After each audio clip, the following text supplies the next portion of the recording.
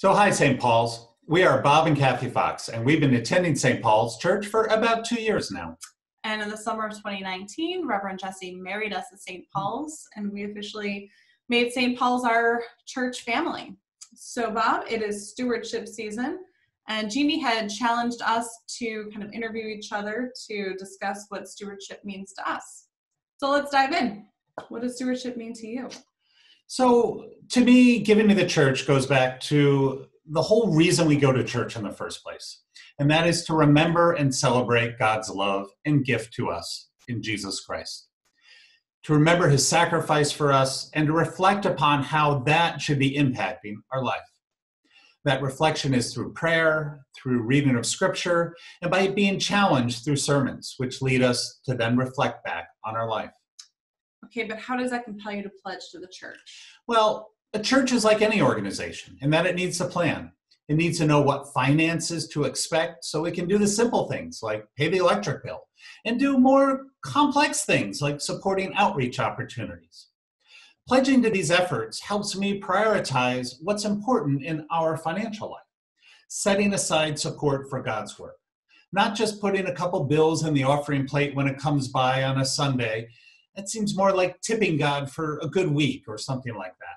But it's really organizing our priorities in the right way. So Kathy, why do you give to the church? Well, I give to the church because the church is important to me. God loved us so much that he gave us his son, Jesus Christ, to help teach us about God and how to worship God and how to love each other and God. Jesus also taught us the importance of being one through the church. That's part of what I love most about St. Paul's. It really feels like a community of believers. We care about each other. We want to worship God together. We want to help each other through good times, through bad times, through pandemic times. But some of that sense of community and connection takes financial support. In the pre-COVID times, we had the youth musicals. During COVID, we had the Carol Honor concerts where we could all still gather together.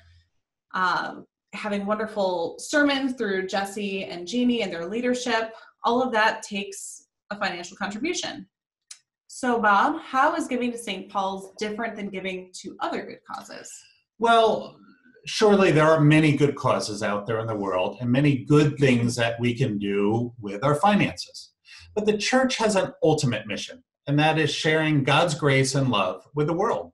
In essence, is enacting God's mission here on earth. We are part of an enormous worldwide effort, the Episcopal branch of the Jesus movement, as Reverend Brian would say. And what can be more important than supporting that cause with the financial blessings that God has given us? I think that's a good point. Without God, we wouldn't have a lot of these other organizations. And God has blessed us with many things, with our talents, with our finances. And without God, we wouldn't have the theaters. We wouldn't have the art museums. And the zoo. The zoo, exactly. We wouldn't have our universities. All of the other wonderful organizations to help make us who we are and that we are all wanting to and should contribute to.